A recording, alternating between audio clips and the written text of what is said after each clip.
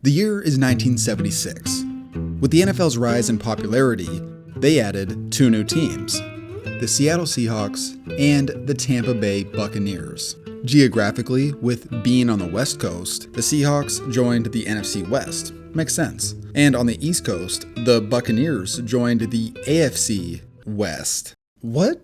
That doesn't make any sense. It didn't actually matter since both teams played different schedules than other teams, but still weird nonetheless. Anyways, in March 1976, both teams participated in an expansion draft and selected 39 players from the other 26 franchises. With their new rosters intact, Seattle and Tampa Bay geared up for their inaugural season. To put it lightly, things were a struggle. Both clubs lost their first 5 games, mostly by blowouts, before they met in Week 6. This had officially become one of the saddest matchups the NFL had ever seen. Seattle managed to eke out a 13-10 victory in one of the most forgettable performances ever. From there, the Seahawks would only manage to win one more game, mostly losing by large margins. But despite this, they were still much more impressive than the lowly Bucs, who failed to win a single game.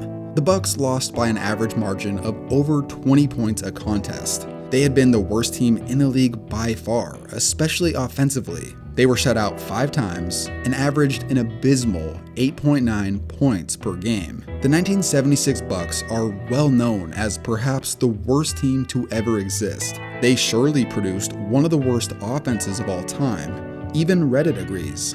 But to me, the saddest part about all of this was that the 77 Bucs had an even worse offense. Get out there, you idiot! Get it so we can get it. Get it so we can get it. Oh, horse. No guts, that's what's wrong with us.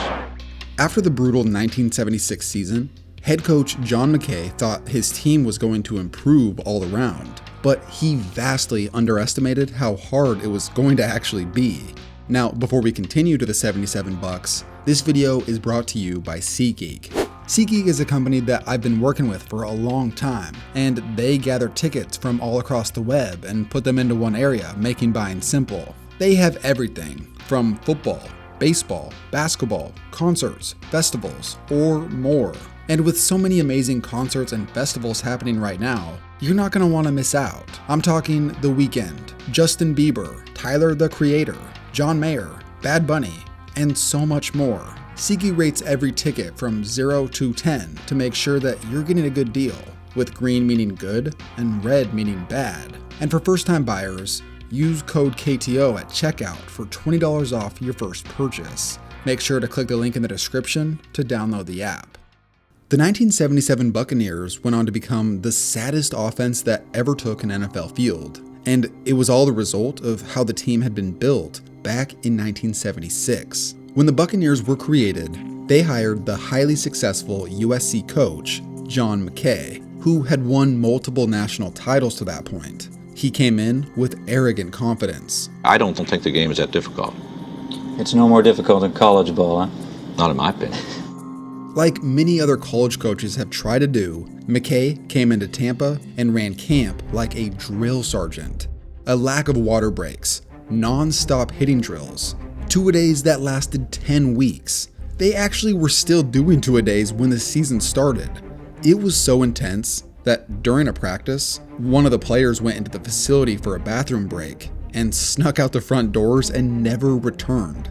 It actually became a running joke every time someone went to the bathroom. Like, is that dude coming back? This type of training proved to do much more harm than good. And by the end of the 76 season, 21 guys had landed on injured reserve, with 18 of them getting knee surgeries.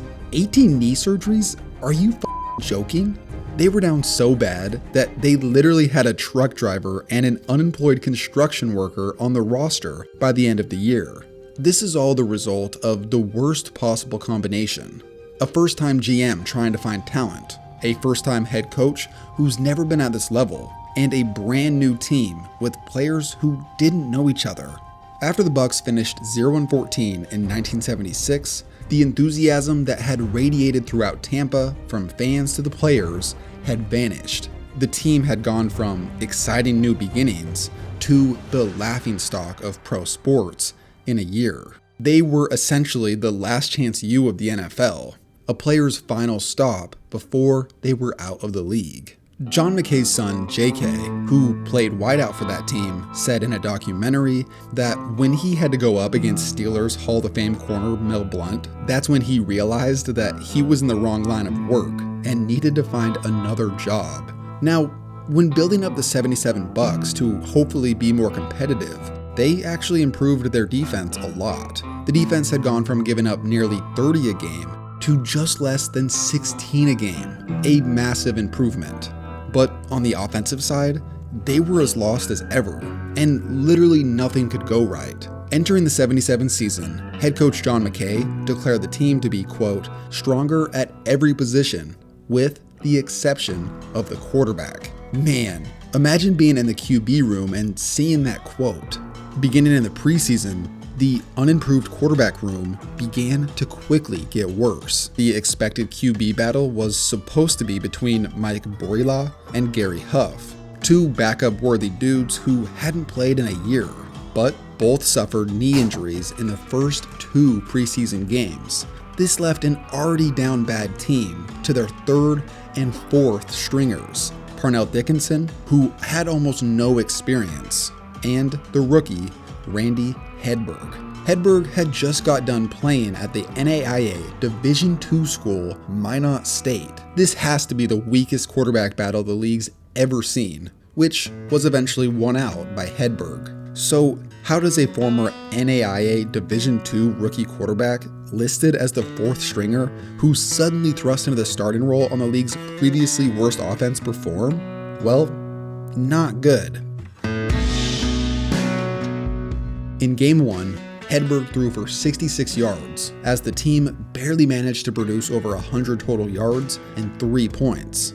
In Game number 2, Hedberg threw almost as many interceptions as he did completions, and with even less yards than the week before, he was benched following the contest. Game number 3, the Bucs finally score their first touchdown of the season because of a fumble return touchdown.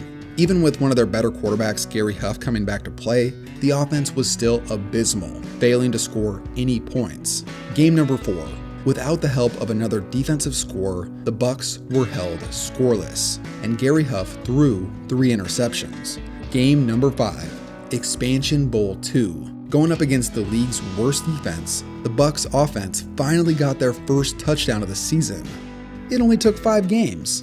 They did lose that day, but their offense played way better than the previous games. This 23-point outing looked like the breakthrough moment that this team needed to spark something. So how did it translate? Well, in the next 7 games, they went scoreless in 5 of them. Dude, in 12 games, they had scored 4 offensive touchdowns. That is insane. Could you imagine watching your team only score an offensive touchdown once every 3 games? To this point, the 77 Bucs were 0-12, and adding that to the previous season, they were on a record 26-game losing streak. The fans had gotten so relentlessly negative that they made shirts that said the sarcastic quote, "Go for 0." Let's just say, head coach John McKay was at his wit's end. There might be a lot of sacks. Well, we didn't block it well. So we made up for it by not tackling. We will attempt to come back next Sunday in Tampa Stadium in front of our own crowd. We've now proven we can't play on the road or in front of our own crowd. So we would like to have a neutral site. We went through 8 quarterbacks. Every time I looked up, start that guy. We had no audible system because we had the left guard was from Nova Scotia and the right guard was we just picked up from Philadelphia. They barely knew each other's name. Things had gotten so bad that when the Bucs entered Week 13, going up against the New Orleans Saints, QB Archie Manning said that it would be an embarrassment to lose to Tampa Bay. Wow, an embarrassment? I mean, it's true, but I don't care who you are. You see someone say that kind of thing about your team, and it has to light a fire under your ass. These quotes were posted in the Bucs locker room, and in Week 13, they came ready to play. Muncie and Galbraith, the setback, Scott throwing, intercepted! That could be an easy 6 points! The Buccaneers put up 33 points en route to their franchise's first ever win. They scored 4 total touchdowns, and guess how many of those were offensive? 1. They had 2 pick sixes and a fumble recovered in the end zone. It literally took one of the greatest defensive performances ever for this team to get over the hump. And the following week, their defense balled out again, forcing 4 turnovers, and they won for the second time in a row. This 2-game win streak had brought the excitement back to Tampa and surely masked what the NFL had just witnessed from the Bucs offense. So let's take a moment to look at some stats. In 14 games, the Bucs offense was shut out 6 times. That would have been 7 if it wasn't for a defensive touchdown. As far as total touchdowns go, they scored 7 offensively. That was barely more than what their defense had. Their 3 different starting quarterbacks produced some insane touchdown to interception ratios. Jeb Blount, who was brought in right before the regular season, eventually started 4 games, and he had 0 touchdowns to 7 interceptions. The Rook from Minot State, Randy Hedberg, had 0 touchdowns to 10 interceptions. And with 6 starts and by far the best quarterback, Gary Huff had 3 touchdowns to 13 interceptions. This gave them a whopping total of 3 passing touchdowns to 30 interceptions. I think John McKay was too nice when talking about how much his team had changed from 76 to 77. For the Super Bowl era, this is the worst combined quarterback stat line that I have ever seen. Now, to be more fair, even though those quarterbacks weren't good, it was made far worse by a terrible O-line, lackluster skill position talent, an inexperienced coaching staff, and overall the era that they played in. As a whole, the saddest NFL offense in league history, taking away the defensive touchdowns, managed a measly 5.6 points per game.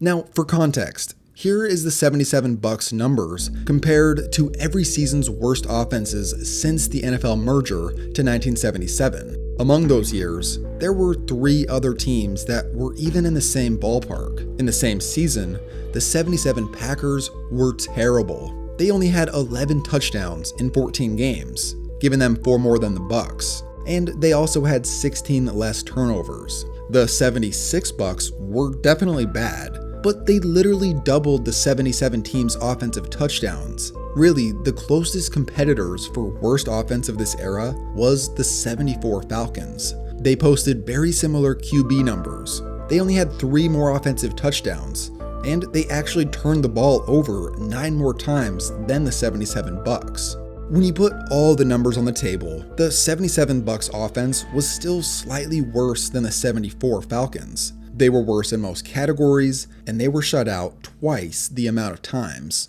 So, all in all, the Buccaneers may have the longest losing streak of all time, and a record for the most shutouts in a single season. But everyone has to start somewhere, and for the Bucs, things really began to turn around after that season. The following year, their defense improved, and with first-round quarterback Doug Williams under center, they doubled their offensive output. Then, in 1979, everything had come together. The Bucs possessed the number 1 ranked defense in the NFL, and their offense improved yet again, enough so that Tampa Bay made their first ever playoff appearance. Then, against the Eagles, the Bucs produced 3 offensive touchdowns, which really it should have been 4, on their way to victory and an appearance in their first ever NFC Championship. In that single playoff game alone, they almost had half as many touchdowns as their offense produced the entire 77 season. Outside. Here he's rolling. Here it comes. Roll out. He throws. Touchdown! A touchdown to Jimmy Giles, the tight end.